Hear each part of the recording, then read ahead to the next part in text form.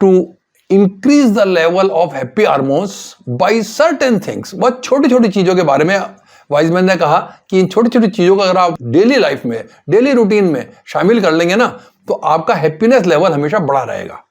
हमने पूछा वाइजमैन, चलो ठीक है, अगर आप कह रहे हैं तो हम मान लेते हैं, लेकिन जरा इसको विस्तार से बताइए कि क्या करना चाहिए हमें।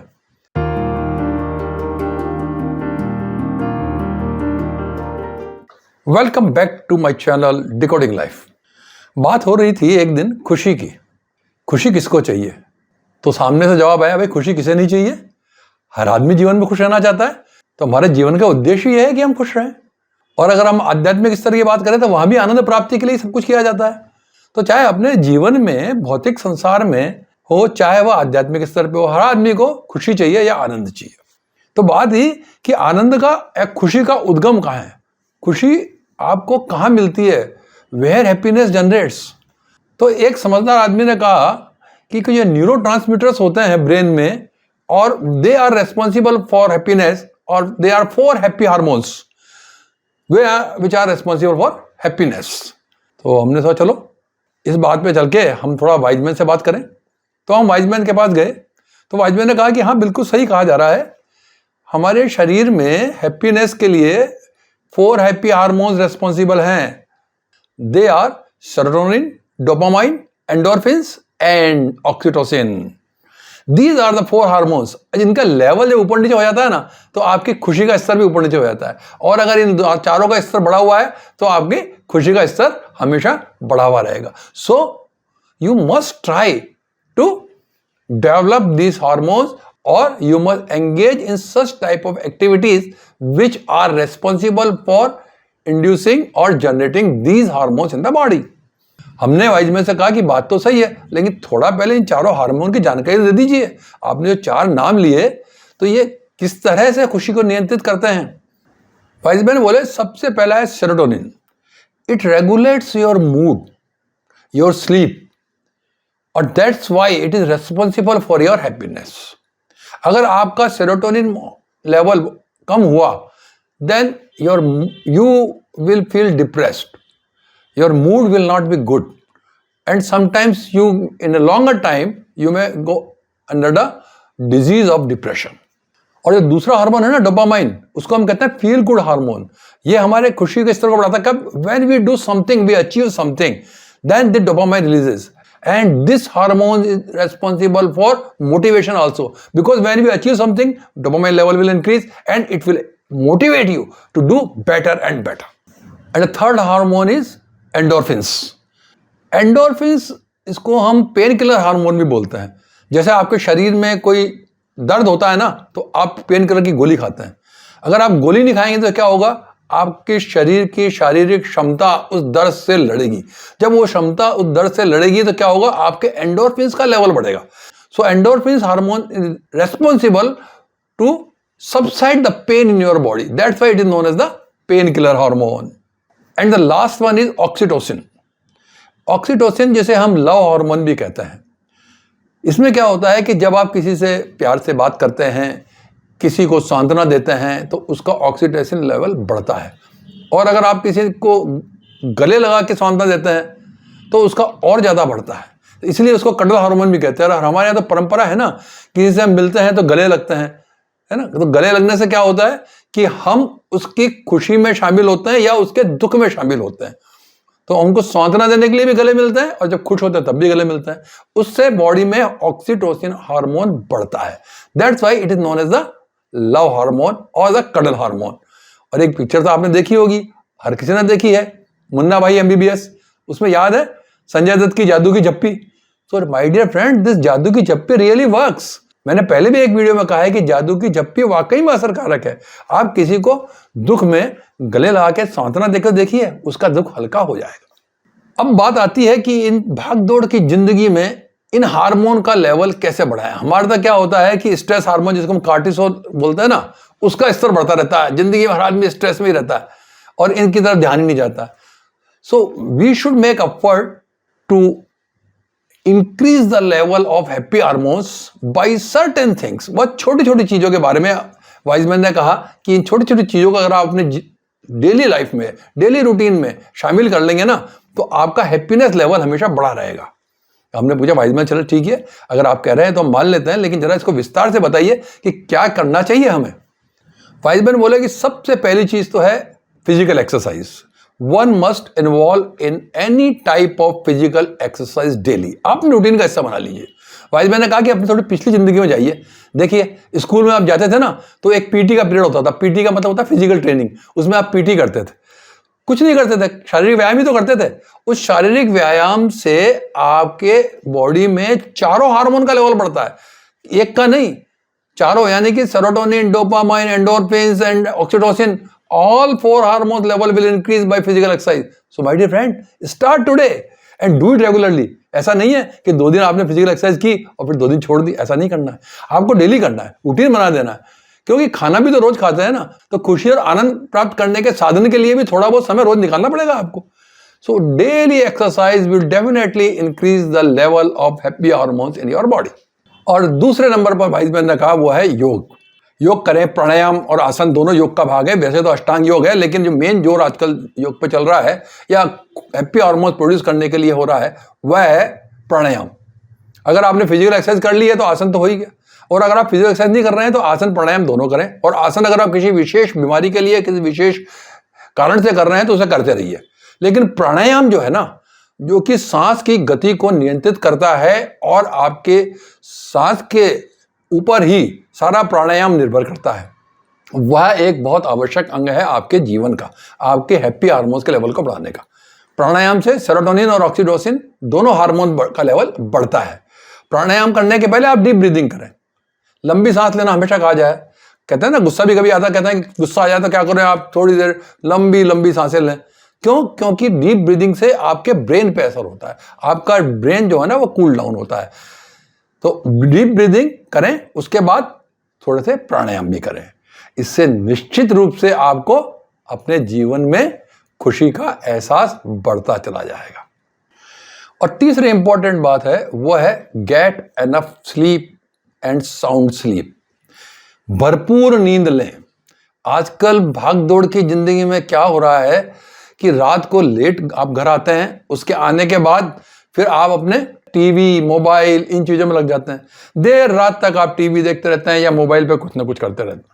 आपको सोने में लेट हो जाते हैं। सुबह चूंकि आपको कार्य पे समय पे पहुंचना है, सुबह जल्दी उठ जाते हैं, तो आपकी नींद पूरी नहीं हो पाती है। नींद पूरी नहीं आने से आप में चिड़चिड़ाहट आती है। क्यों?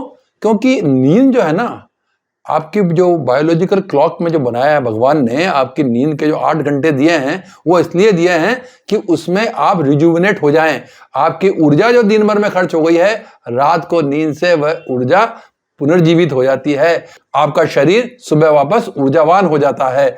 इसलिए भरपूर नींद, साउंड स्लीप लेना बहुत जरूरी है। ऐसी नींद नहीं है कि नींद बार बार उठ रहे हैं आप, ऐसा नहीं होना चाहिए। नींद ऐसी आनी चाहिए, साउंड स्लीप जिसको हम कहते हैं। एक गहरी नींद जो है वह तीसरी महत्वपूर्ण आवश्यकता है।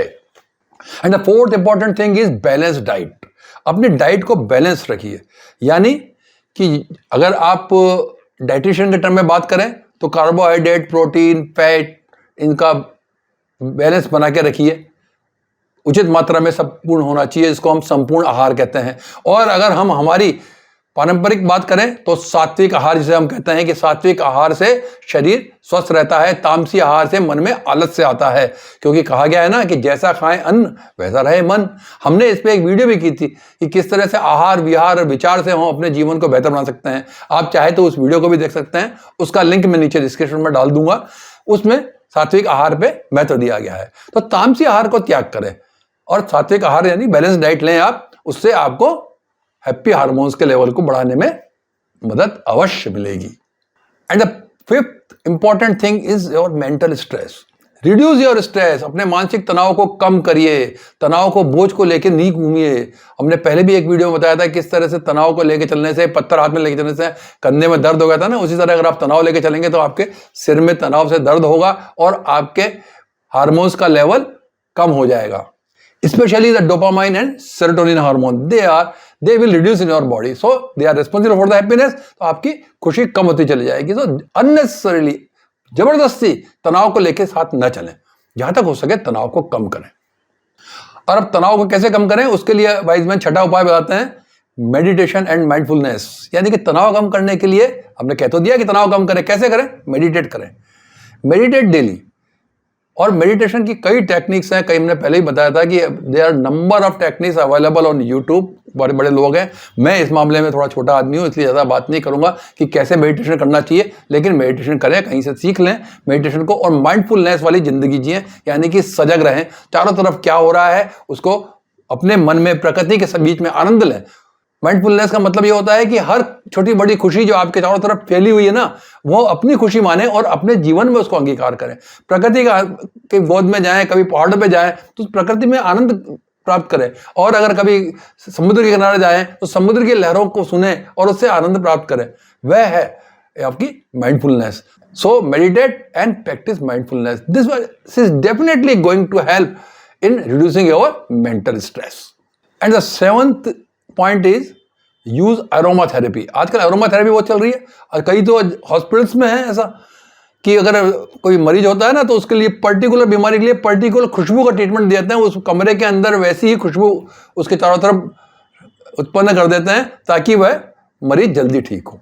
क्योंकि हम मरीज नहीं है, हम साधारण हैं, फिर भी जब खुशबू आती है ना तो हमारे मन में शांति मिलती है, हमारे खुशी का स्तर बढ़ता है। इसका सबसे बड़ा उदाहरण दूंगा मैं कि पूजा पद्धति। आप किसी भी पूजा पद्धति में देखिए, आप हर पूजा के अंदर पद्धति के अंदर क्या होता है कि हम सबसे पहले अगरबत्ती, लोबान या धूप उसको जलाते हैं, और उसके बाद जो है वो पूजा करते हैं। तो उससे क्या होता है, जब आपके आसपास जो है खुशबू का वातावरण होता है, आपका मन प्रसन्न होता है, आपके हार्मोन्स जो है, हैप्पी हार्मोन्स जो है वो उसका लेवल बढ़ जाता है। सो आपको क्या करना है, आपको ये करना है कि आपके घर के अंदर आप खुशबू बड़ा वातावरण रखें, कार के अंदर कार परफ्यूम रखें, लेकिन वो आपकी पसंद का होना चाहिए जिससे कि आपको आनंद मिले। There number of fragrances are available, तो जो आपकी पसंद है उसी को, ऑफिस में भी आप उसको रखें।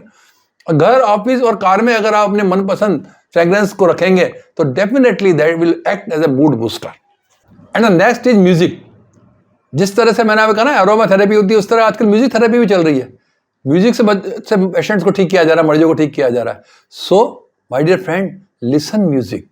जो आपके पसंद का म्यूजिक है उसको धीरे धीरे चलाइए। ऐसा लाउड म्यूजिक भी नहीं होना चाहिए, एकदम लाइट म्यूजिक होना चाहिए, उसको आप धीरे धीरे सुनेंगे। कई बार काम करते करते म्यूजिक लगाएंगे तो आपके काम करने में आसानी हो जाएगी। मेरी पत्नी जो है ना, किचन में खाना बनाती है तो हमेशा एफएम साथ लग के चलती है, एफएम चलता रहता है, उसकी पत्नी अपना खाना बनाती रहती है, उसको पता ही नहीं पड़ता, खाना बनाने में थकानी महसूस नहीं होती, कब खाना बन गया पता नहीं पड़ता, क्योंकि वो धीरे धीरे संगीत बजता रहता है। तो संगीत का जो है इसका अपना अलग ही आनंद है। संगीत सुनिए, आपके मनपसंद का संगीत सुनिए। इससे संगीत से क्या होगा, it will help you to improve your feel good factor. उसका आपका फील गुड फैक्टर बढ़ा देगा आपका, तो उससे क्या होगा, आप अच्छा महसूस करेंगे। तो it is same like aroma therapy, music therapy is also important.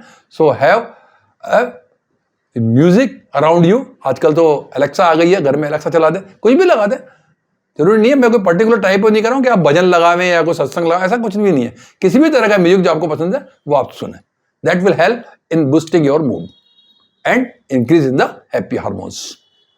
And the next is social connections. आपकी सोशल कनेक्टिविटी खत्म होती जा रही है।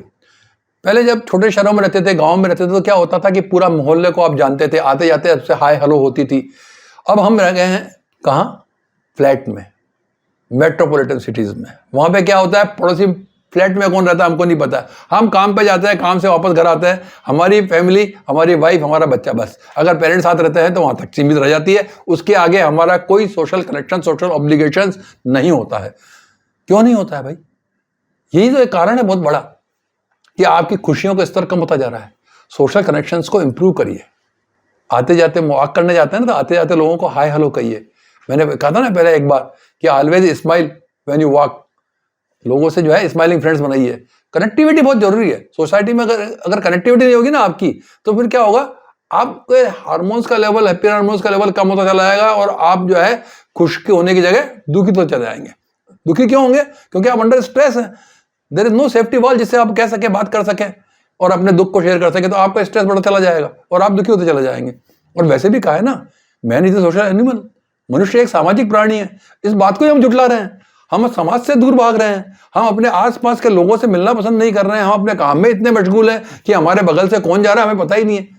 और आपका नो ने आगे बगल से क्रॉस हो जाता है कई बार।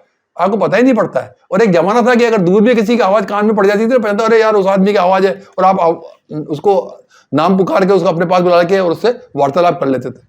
Gone are those days. That's why we are not feeling good. So bring back those days. वो दिन जो थे ना, वो सुहाने दिन थे, वापस लाइए। दोस्तों से मिलिए जुलिए, अपने आसपास के लोगों से मिलिए और एक कनेक्टिविटी बनाइए। ये जो सोशल कनेक्शन है ना, ये आपके चारों हार्मोन्स को बढ़ाता है, यानी कि सेरोटोनिन, डोपामाइन, एंडोर्फिन्स और ऑक्सीटोसिन चारों के लेवल इंक्रीज हो जाएंगे सोशल कनेक्शन आपका इंप्रूव होगा तो। So improve social connectivity. And the next is engage yourself in some creative activity. हर आदमी के पास एक पर्सनल टैलेंट होता है। हम क्या करते हैं कि उसको दबा के रखते हैं, इस कोने में पड़ा रख देते हैं और सोचते हैं कि समय आने पर हम करेंगे। अरे भाई, जो भी आपका टैलेंट है ना, उसको एंजॉय कीजिए, चाहे वो आर्ट का हो या म्यूजिक का हो या किसी और फील्ड का हो, गार्डनिंग का हो, जो भी आपका पर्सनल टैलेंट है तो आप उसमें एंगेज कीजिए अपने आप को कुछ पीरियड के लिए। दिन का कुछ समय उसके लिए निकालिए। आपको अगर अब आर्ट पसंद है तो आप कुछ लिखिए, आपको राइटिंग पसंद है तो कुछ लिखिए, आपको डांसिंग पसंद, कुछ देर डांस कीजिए, आपको अगर म्यूजिक पसंद है तो बजाइए कुछ, या गाना पसंद है तो कुछ गाइए, या गार्डनिंग पसंद है गार्डनिंग करिए। जो कुछ भी है, something creative, you do something creative daily. Japanese लोग की हैप्पी लाइफ और लॉन्गेटिविटी का एक राज ये भी है, because they involve them some creative activity. तो अपने क्रिएटिविटी में अपने आप को जो कहीं ना कहीं इन्वॉल्व करिए। And next is the get enough sunlight. हमारी सबकी आजकल डेस्क जॉब हो गई है। डेस्क जॉब होने से क्या होता है कि हम सुबह बैठते हैं, कार में बैठेंगे या पब्लिक ट्रांसपोर्ट में बैठेंगे, जाके ऑफिस जाएंगे, ऑफिस जाके एसी कमरे में बैठेंगे, वहां से वापस वही कार या पब्लिक ट्रांसपोर्ट में घर आ जाएंगे। सन का एक्सपोजर तो हमारे पास है ही नहीं। हम कहते हैं we are very fortunate that we are having all the 7 days as sunny days, we need not to wait for the Sunday, कि हम एक संडे को वेट करें कि वो सनी डे होगा। Every day is sunny day. हमारे यहाँ बहुत धूप निकलती है, उसके बावजूद भी। मैं एक डॉक्टर से बात कर रहा था कि आजकल सबके D3 की बहुत कमी हो रही है। हमने कहा इंडिया में D3 कमी क्यों हो रही है भाई? इंडिया में तो सोलर जो है एक्सपोजर बहुत होता है लोगों का। उनका नहीं, आपको गलतफहमी है। इंडिया में सनलाइट की अवेलेबिलिटी बहुत है, बट सनलाइट का एक्सपोजर कम है। इस वजह से सब में विटामिन D3 की कमी हो रही है। So you spare some time to expose yourself in sun. धूप में निकलने से घबराए नहीं। आजकल तो आदमी धूप में निकलने में घबराता है, और बाहर जाएगा तो पहले सनस्क्रीन पूछ लेगा मुंह पे और हाथ पांव में, ये कहीं सनबर्न नहीं हो जाए। और सनबर्न क्यों होगा? क्योंकि आपकी स्किन जो है सन एक्सपोजर का यूज टू नहीं है, इसलिए सनबर्न हो रहा है। अगर यूज टू होगी तो सनबर्न थोड़ी होगा आपको, क्योंकि आप अपना एक्सपोजर कर ही नहीं रहे हो। So expose your body to sun for some time. Sunlight आपकी बॉडी के लिए बहुत ज्यादा जरूरी है। यह आपके हैप्पी हार्मोन्स को बढ़ाने में सहायक होती है। And avoid caffeine and alcohol use. Excessive नहीं, थोड़ा बहुत तो सब करते हैं। अब आप कैफीन मना करते हैं, कॉफी तो सबसे ज्यादा शौक से पीते हैं, बूजिंग भी आजकल के ये लोग करते हैं। So I am not suggesting to avoid, I am avoid excessive drinking of alcohol and caffeine. इस लेवल को थोड़ा सा कम करिए, एक्सेसिव यूज नहीं होना चाहिए। क्यों? क्योंकि excessive use of alcohol and caffeine will decrease the level of dopamine in your body.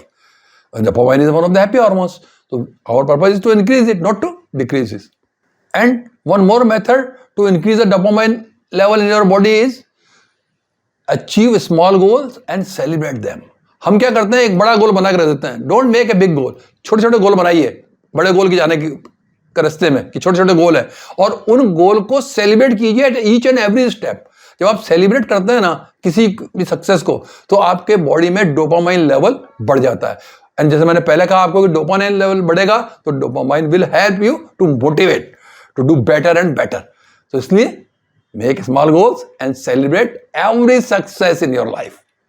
And the last but not the least, जो कि हमने पिछली वीडियो में इसको यूज किया था, ग्रेटिट्यूड। ग्रेटिट्यूड बहुत ही एक इंपॉर्टेंट फैक्टर है, और मैंने पिछली वीडियो में बताया था कि हाउ डज इट वर्क, कितना इंपॉर्टेंट है ग्रेटिट्यूड आपकी लाइफ में। आजकल तो लोग बहुत जर्नल लिखते हैं ग्रेटिट्यूड, तो जर्नल में लिखे हैं तो रात को लिखे ना, शाम को दिन भर में आपने क्या क्या किसका किया। वाइज मैन का कहना यह है कि ग्रेटिट्यूड जो है ना, यू पे इमीडिएटली, यानी कि आपको लगता है कि मैं इसकी वजह से मुझको यह काम बना है, या मेरा यह फायदा हुआ है, या मुझे यह खुशी मिली है, सो उसका आभार तुरंत प्रकट करें। Immediately pay the gratitude. Don't wait for the right time, कि राइट टाइम आएगा तब मैं उसको ग्रेटिट्यूड पे करूंगा। No no, pay gratitude immediately, do not wait for the right time. और भगवान को तो ग्रेटिट्यूड हमें देना ही है, आभार हमने कहा ही है, जैसे पिछली बार वीडियो में कहा था। भगवान के अलावा जितने भी लोग आपके आसपास हैं जिनकी वजह से आपकी जिंदगी बेहतर हो रही है, पे ग्रेटिट्यूड टू देम, उन सब का आभार प्रकट करिए। जब भी मौका मिले आभार प्रकट करिए, एक बार दो बार। ऐसा नहीं हो कि पिछली बार मैंने उसको जो है वो थैंक्स बोल दिया था, ग्रेटिट्यूड पे कर दिया था, इस बार नहीं करूँ। No, again he is going to help you, then again pay gratitude. क्यों, थैंक यू, आपने इसलिए मेरे लिए किया, मैं आपका आभारी हूं। So each and every step, pay gratitude. This will definitely going to change your life and make you happy throughout your life. So if you follow these small tips, your life will become happy. So my dear friend, follow these tips and have a wonderful, happy day ahead. Thank you.